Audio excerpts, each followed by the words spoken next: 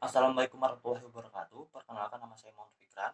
Saya dari Prodi Pendidikan Teknologi Informasi NPM 30620466024. Di sini saya akan membahas materi tentang paragraf. Paragraf terbagi menjadi tiga, yaitu pengertian paragraf, syarat paragraf, dan pola pengembangan paragraf. Yang pertama ialah pengertian paragraf. Satuan bahasa yang lebih besar dan lebih luas dari kalimat adalah paragraf atau outline. Dalam definisinya, paragraf ialah satuan. Dalam definisinya, paragraf adalah satuan bahasa yang mengemukakan sebuah pokok pikiran atau satu gagasan utama yang disampaikan dalam himpunan kalimat koherensif. Setiap paragraf harus menyampaikan sebuah gagasan utama. Dalam kalimat itu tidak satupun kalimat yang bertentangan dengan kalimat gagasan utama dan kalimat-kalimat gagasan bawahan. Kalimat yang berisi gagasan utama disebut kalimat topik, dan kalimat yang bergagasan bawah adalah kalimat penjelas. Sebuah paragraf minimal terdiri dari 3 kalimat dalam penulisan paragraf karangan ilmiah. Kalimat-kalimatnya koherensi atau saling terkait logis sehingga pembaca dapat dengan mudah memahami topik dalam paragraf itu dengan baik. Paragraf yang baik dan efektif memenuhi persyaratan berikut. 1. Kesatuan yang kompak, yaitu semua kalimat harus mengemukakan satu tema yang jelas. 2. Koherensi yang padu, yaitu antar kalimat dalam paragraf saling terkait dalam paragrafnya. Cara mengaitkan antar paragraf dan paragraf dapat dilakukan dengan cara berikut. A. Mengulangi kata kunci repetisi yang terdapat dalam setiap kalimat. B. Penggunaan kata penghubung konjungsi setiap awal kalimat dengan tepat dan benar. C. Penggunaan kata ganti atau kata petunjuk sebagai pengganti gagasan utama dengan kata-kata seperti dia, mereka, nya, itu, tersebut, ini. 3. Pengguna metode pengembangan paragraf sebagai penjelas gagasan utama paragraf, yang digunakan dari metode proses sampai dengan metode definisi. 4. Paragraf harus mempunyai gagasan utama yang ditulis dalam kalimat topik. Posisi kalimat topik dalam paragraf ditempatkan pada A. Kalimat topik pada awal paragraf, deduktif. B. Kalimat topik pada akhir paragraf, induktif. C. Kalimat topik pada awal dan akhir paragraf, deduktif dan induktif. D. Kalimat paragraf di tengah paragraf, interaktif. E. Kalimat topik pada semua kalimat dalam paragraf, deskriptif. Kalimat dalam paragraf ditulis dalam kalimat tunggal atau kalimat majemuk yang bertingkat, karena kedua kalimat tersebut itu hanya menyampaikan satu gagasan utama. 5. Penulis paragraf tetap memperhatikan kaidah satuan bahasa yang lain, seperti ejaan, tanda baca, kalimat, diksi, dan bentuk kata.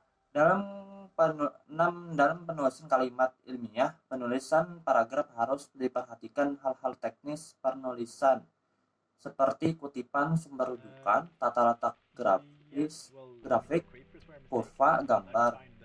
7. Penulis pun memperhatikan jenis-jenis paragraf pada posisi bagian karangan, pendahuluan, isi, dan 8. Penulisan paragraf yang menjorok ke dalam sejajar atau menekuk.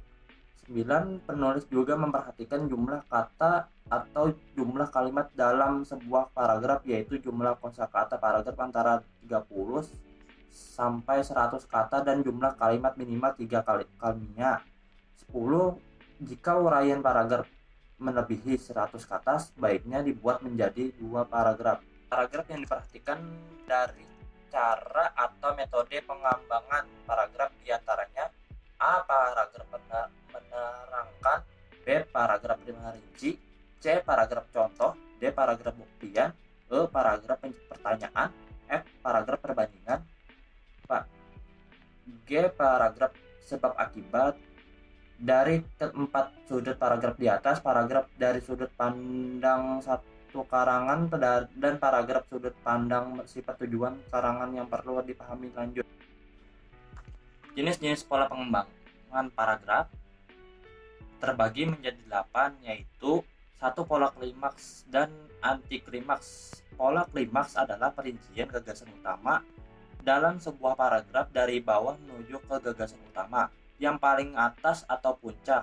Klimaks juga dapat diartikan sebagai bagian dalam sebuah karangan yang mendeskripsikan atau menceritakan peristiwa sampai pada konflik yang paling tinggi. Pola antiklimaks adalah perincian sebuah gagasan dalam paragraf yang dimulai pada gagasan utama yang paling tinggi, kemudian diikuti dengan gagasan-gagasan penjelas yang lebih rendah secara perlahan-lahan. Antiklimaks juga dapat diartikan dengan penuturan masalah dalam suatu karangan dari konflik yang paling tinggi kemudian berangsur-angsur menuju ke konflik yang paling rendah. 7. Pola generalisasi. Pola generalisasi adalah pola menarik kesimpulan sebuah paragraf dengan cara penalaran secara umum berdasarkan referensi data yang ada di atau peristiwa khusus secara representatif. Pola generalisasi dibagi menjadi dua macam, yaitu pola umum khusus dan pola khusus umum.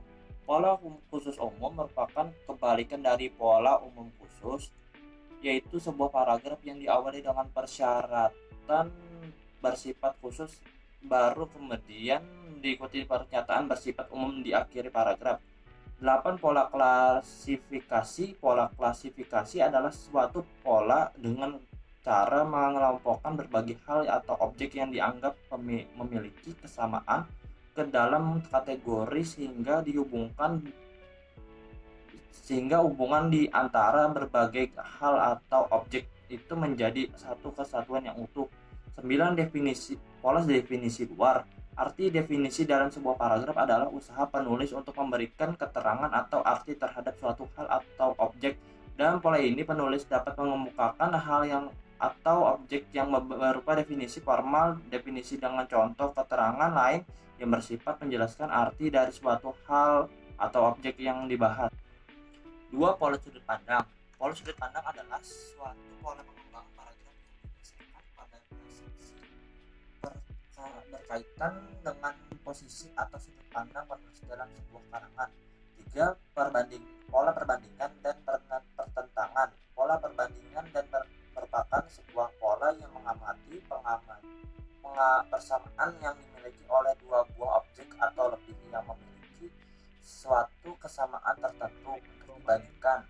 Sedangkan pola pertentangan lebih banyak menonjolkan perbandingan yang ada pada dua buah objek atau lebih yang ada di dalam suatu paragraf.